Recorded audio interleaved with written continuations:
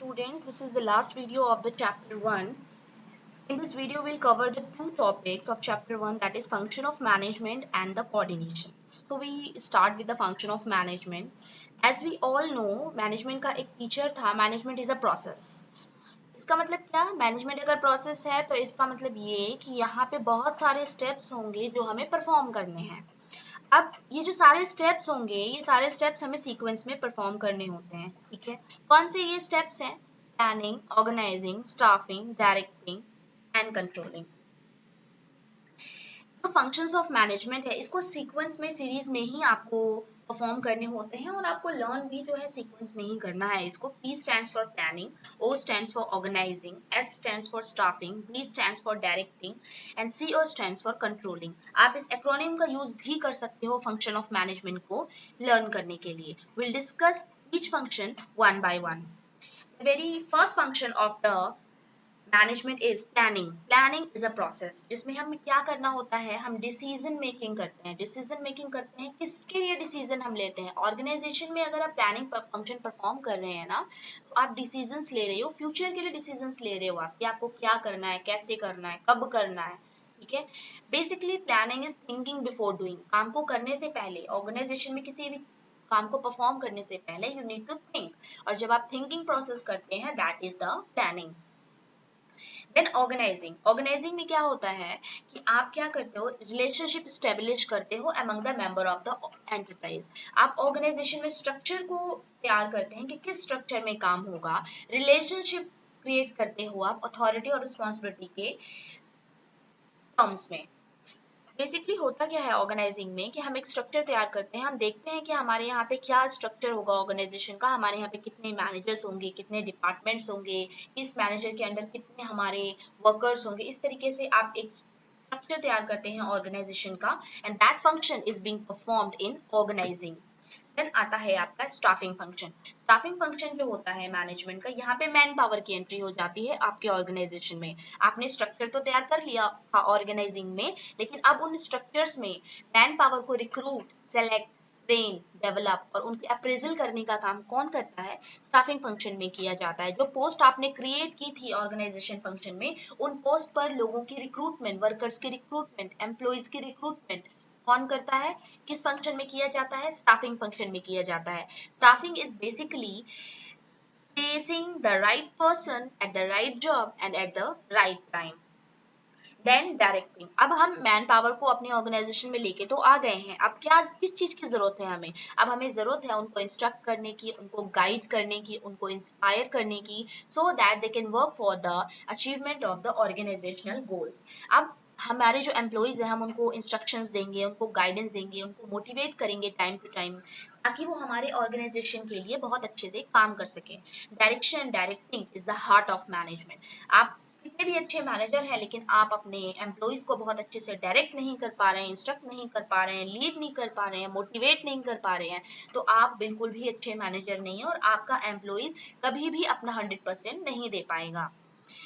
उसके बाद आता है आपका last function of management, that is controlling. Controlling में क्या किया जाता है, कुछ टारगेट्स जो सेट किए गए थे प्लानिंग में, उनका यूज किया जाता है और उसके अकॉर्डिंग जो हमने फंक्शन परफॉर्म किया हमारे एम्प्लॉइज ने, उनको मेजर किया जाता है उनकी परफॉर्मेंस को, और जो हमने स्टैंडर्ड, जो टारगेट बनाए थे, उनको हम एक्चुअल के साथ कंपेयर करते हैं और देखते हैं कि क्या हमारी परफॉर्मेंस बढ़ी है या हमारी परफॉर्मेंस घटी है हमारे वर्कर्स की। अगर परफॉर्मेंस बढ़ी है तो वेल एंड गुड, अगर परफॉर्मेंस में कोई डेफिशिएंसी आई है तो we will find out the reasons behind this and then we will take the corrective actions.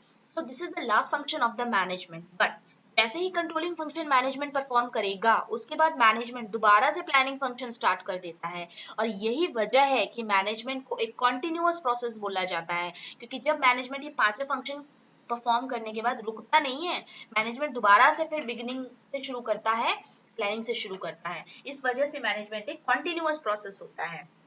अब देखिए, हमने मैनेजमेंट के 3 लेवल्स पढ़ लिए। 3 लेवल हमने पढ़े, top level, middle level, lower level, और हमने 5 फंक्शन पढ़ लिए। अब देखिए, ऑर्गेनाइजेशन तो एक ही है, लेकिन यहाँ पे हमारे पास 3 लेवल और 5 फंक्शन परफॉर्म किए जाने हैं बिजनेस में, ऑर्गेनाइजेशन में। अब ये सब हम परफॉर्म तो कर रहे हैं, but if there is no coordination, हम ये सारे फंक्शन को कितने भी अच्छे से परफॉर्म कर ले, हम मैनेजमेंट के गोल को बहुत अच्छे से अचीव नहीं कर पाएंगे। कहने का मतलब ये है कि देयर शुड बी कोऑर्डिनेशन, और coordination is known as the essence of management. यानी मैनेजमेंट को बहुत इफेक्टिवली और एफिशिएंटली मैनेजमेंट से में काम करने के लिए हमें कोऑर्डिनेशन की जरूरत पड़ती है। What is coordination? कोऑर्डिनेशन एक प्रोसेस होता है जिसमें हम क्या करते हैं, डिफरेंट यूनिट्स की जो एक्टिविटीज हैं उनको इंटीग्रेट करने का काम करते हैं, उनको सिंक्रोनाइज करते हैं, क्योंकि मैनेजमेंट में इतने सारे लोग काम कर रहे हैं, इतने सारे लेवल्स हैं, इतने सारे फंक्शंस परफॉर्म किए जा रहे हैं। सब लोग अगर अपने अपने पर्पस के लिए काम करेंगे तो ऑर्गेनाइजेशन का गोल तो अचीव नहीं होगा ना। तो इसीलिए जरूरत है कि सबके जो भी एक्टिविटीज हैं उनमें कोऑर्डिनेशन हो और सब मिलके ऑर्गेनाइजेशन के गोल के लिए काम करें। Coordination is needed in all the functions of management and in all the levels of management. That's why coordination is the essence of management. Now, what are the characteristics of coordination? Coordination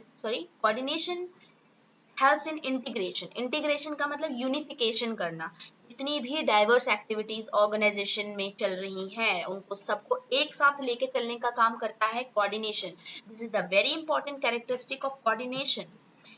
second characteristic है coordination का, unity of actions.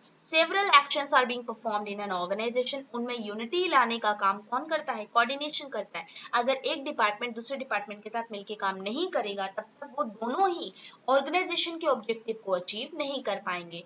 So there should be unity of action, और unity of action कैसे आता है? With the help of coordination. In coordination is a continuous process. आपको पता है management एक कॉन्टिन्यूअस प्रोसेस है। एक ऑर्गेनाइजेशन में मैनेजमेंट होता है, कॉन्टिन्यूअस बेसिस पे परफॉर्म किया जाता है, तो डेफिनेटली कोऑर्डिनेशन की जरूरत भी कॉन्टिन्यूअस बेसिस पे हमें पड़ेगी। Management is a continuous process and coordination is associated with all the other functions of management, so that it is also a continuous process. Management is pervasive, so coordination is also pervasive. Okay, management में बहुत सारे managers होते हैं और management को effective तरीके से काम लेने के लिए हमें सारे मैनेजर्स की रिस्पॉन्सिबिलिटी होती है। कोई एक बंदा मैनेजमेंट को इफेक्टिव नहीं बना सकता। सेम जो कोऑर्डिनेशन होता है किसी एक बंदे की जिम्मेदारी नहीं होती, किसी एक मैनेजर की जिम्मेदारी नहीं होती। This is the responsibility of all the managers working in an organisation. Then it is a deliberate function. Deliberate function का मतलब कि जो मैनेजर है उसको सारे लोगों के जितने भी different people are working in an organisation उनके एफर्ट्स को कोऑर्डिनेट करने की जरूरत है। ये डेलिबरेट फंक्शन, डेलिबरेट का मतलब चाहे आप चाहें या नहीं चाहें आपको कोऑर्डिनेट करना पड़ेगा। क्यों करना पड़ेगा एक दूसरे के साथ कोऑर्डिनेट? क्योंकि आप ऑर्गेनाइजेशन के गोल के लिए काम कर रहे हैं। तो these were the characteristics of coordination. Now What are the importance of coordination? Coordination की इंपॉर्टेंस बहुत होती है ऑर्गेनाइजेशन में। क्यों पड़ती है हमें कोऑर्डिनेशन की जरूरत ऑर्गेनाइजेशन में? The very first reason is growth in size. जब हमारा ऑर्गेनाइजेशन साइज बढ़ता है तो हमारे यहाँ पे नंबर ऑफ पीपल एम्प्लॉयड वो भी बढ़ जाते हैं। All individuals are different in their habit, in their approaches. अब उन सभी डिफरेंट इंडिविजुअल्स से एक गोल के लिए काम करवाना थोड़ा सा डिफिकल्ट हो सकता है, तो वहां पे हमें कोऑर्डिनेशन की जरूरत पड़ती है जो हेल्प करता है ऑर्गेनाइजेशन के गोल को अचीव करने में। Functional differentiation. The functions of an organization is divided into different department and different objectives of different department. पता ही है एक ऑर्गेनाइजेशन बहुत सारे डिपार्टमेंट होते हैं, हर डिपार्टमेंट के अपने गोल होते हैं। सेल्स डिपार्टमेंट का काम है सेल्स को बढ़ाना, परचेज का काम है परचेज को बढ़ाना, मार्केटिंग का काम है मार्केटिंग करना, पर्सोनल का काम है एम्प्लॉइज को सेटिस्फाई करना। तो जितने डिपार्टमेंट है सबके अलग अलग गोल्स हैं, but at the end of the day they are working for the same organizational goal. वो सब एक ही गोल के लिए काम कर रहे हैं। अब उन सब के बीच में कोऑर्डिनेशन लेकर आना पड़ेगा ताकि वो हमारे ऑर्गेनाइजेशन के गोल को अचीव करने में कंट्रीब्यूट कर सके। So as we know there are functional differentiation, so there is a need of coordination. Now specialization. हमारी ऑर्गेनाइजेशंस में डिफरेंट जॉब्स के लिए डिफरेंट स्पेशलिस्ट काम करते हैं। वो सारे जो डिफरेंट स्पेशलिस्ट होते हैं उनके बीच में कोऑर्डिनेशन लाना बहुत जरूरी होता है, अदरवाइज कोई किसी की बात नहीं मानेगा, सब अपनी अपनी चलाएंगे और इससे कॉन्फ्लिक्ट अराइज हो जाएगा। So there arise the need of coordination in an organisation. Coordination plays an important role to bring harmony among the personnel. these personnel, कौन से पर्सोनल, जो स्पेशलाइज्ड लोग होते हैं, जो स्पेशलिस्ट हमारी ऑर्गेनाइजेशन में काम करते हैं, उनके बीच में कोऑर्डिनेशन की जरूरत पड़ती है। किस लिए जरूरत पड़ती है? For the benefit of the organisation, organisation को बेनिफिटेड करने के लिए।